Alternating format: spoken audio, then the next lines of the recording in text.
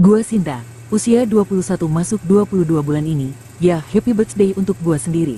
Hehehe, di sini gua ingin cerita pengalaman gua ke lu. Saat gua memakai sebuah produk skincare, yang awalnya gua kira bisa membantu mengurangi jerawat dan membuat kulit gua jadi lebih cerah. Tapi perkiraan gua salah. Skincare tersebut ternyata malah nambah memperparah wajah gua. Selama ini gua pakai produk skincare tapi baru kali ini gua ngalamin, sering sih gua salah pakai produk skincare, tapi gak bikin kulit gua hancur berantakan seperti kali ini. Lu tahu, gua yang awalnya punya masalah jerawat dan masalah kulit kusam, setelah beberapa minggu pakai tuh skincare, malah jerawat gua nambah parah, wajah gua merah-merah, kulit gua ngelupas dan gatal-gatal. Gua gak mau ingetin lagi, sampai-sampai gua pakai masker kalau keluar rumah.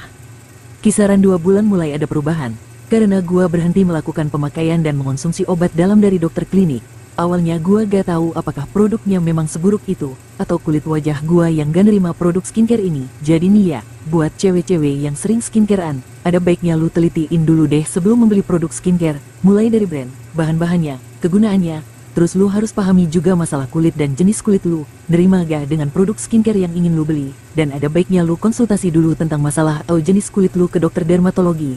Gua yakin di luar sana banyak yang mengalami hal yang sama seperti gua. Pokoknya ini cukup dijadiin pengalaman aja. Jadi kita harus lebih cerdas dan selektif lagi dalam memilih produk skincare. Jangan asal tergiur iklan dan penjualnya. Karena pada awalnya juga, gua tergiur dengan produk ini saat gua melihat iklan produk skin untuk pembersih wajah dari sebuah brand yang gak perlu gua sebutin identitasnya. Gua nemuin iklannya di media sosial dan begonya gua langsung tertarik. Itu mungkin karena kemasan produknya menarik, penjualnya yang meyakinkan baik dari profesi dan cara jualannya, dan klaimnya sangat menggoda. Tanpa pikir panjang, baca review ulasan yang positif, gua hanya percaya komposisi produknya dari penjualnya. Gua pikir, ah keren nih, pasti pas banget sama kulit wajah gua yang agresif. Reviewnya juga banyak yang positif, pasti aman lah. Saat itu dalam hati gua bilang gitu dan langsung gua check out. Produknya datang dalam waktu kisaran 4-5 hari lah kalau gak salah gua. Seketika datang langsung gua pakai. Awalnya iya, bisa membuat kulit gua terlihat lebih cerah dan lembut dari biasanya. Tapi lu tahu, setelah 1 minggu pemakaian, kulit gua mulai timbul bintik-bintik merah, terus diperparah jerawat, terus ngelupas dan malah jadi lebih sensitif.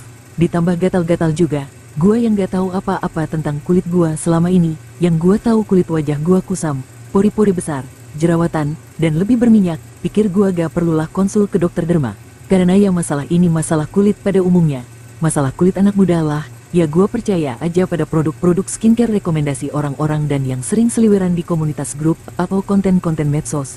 Tapi pada akhirnya keadaan ini telah memaksa gua pergi ke dokter klinik. Di dokter klinik gua jelasin semuanya dan gua bawalah tuh produk skincare yang gua beli. Setelah dokter itu cek analisis kulit wajah gua dan juga cek produk itu, dokter itu bilang bahwa produk tersebut mengandung bahan kimia yang terlalu keras untuk kulit wajah gua. Makanya wajah gua jadi malah nambah parah. Jadi produk itu gak cocok untuk gua. Awalnya gua ngira kalau itu hanya reaksi alami dari kulit gua yang sedang beradaptasi. Tapi seperti yang gua bilang, semakin gua pakai tuh produk malah semakin memburuk. Jerawat gua semakin banyak dan lain-lain. Akhirnya gua gak bisa lagi menggunakan sembarangan produk skincare lagi. Karena kulit gua yang udah terlalu sensitif, dokter menyarankan gua untuk menggunakan produk yang lebih lembut dan alami. Dan harus konsultasi ke dokter dulu sebelum membeli suatu produk skincare. Dokter juga memberi gua obat dalam yang cukup menguras kantong gua untuk membelinya. Sampai-sampai gua pun harus hemat gaya hidup besar-besaran. Tapi gua bersyukur dengan obat dalam tersebut akhirnya kulit wajah gua perlahan membaik lagi. Dokter juga bilang jangan sering menggunakan produk skincare apapun. Ada baiknya pakai bahan-bahan alami tradisional. Dia menuliskan beberapa bahan alami yang cocok untuk perawatan kulit wajah gua. Dan yang paling penting kulit wajah itu tergantung pada usia. Memang sudah sewajarnya kalau anak muda itu kulit wajahnya kebanyakan bermasalah. Itu dipengaruhi oleh faktor hormonal, emosi, dan suasana pikiran yang belum terlalu matang. Nanti seiring bertambah usia, permasalahan kulit pada wajah akan hilang dengan sendirinya. Tapi setidaknya ini gua jadikan pengalaman berharga bagi gua. Sekarang gua gak tergiur lagi dengan produk skincare, baik dari rekomendasi orang-orang ataupun iklan-iklan produk skincare. Gua lebih sering berolahraga dan melakukan perawatan wajah dengan bahan alami, mencuci wajah cukup dengan air putih, dan selalu mencoba berpikir tenang.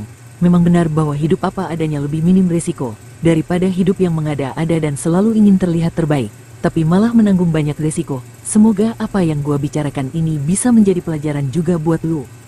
Terima kasih kepada tim Bicara Aja, telah memberi gua kesempatan buat cerita-cerita di sini. Kalian terbaik sih. sukses terus channel ini, supaya bisa mengundang narasumber-narasumber lainnya untuk berbagi edukasi, atau pengalaman berharga yang bisa bermanfaat bagi kita semua. Matur suwun.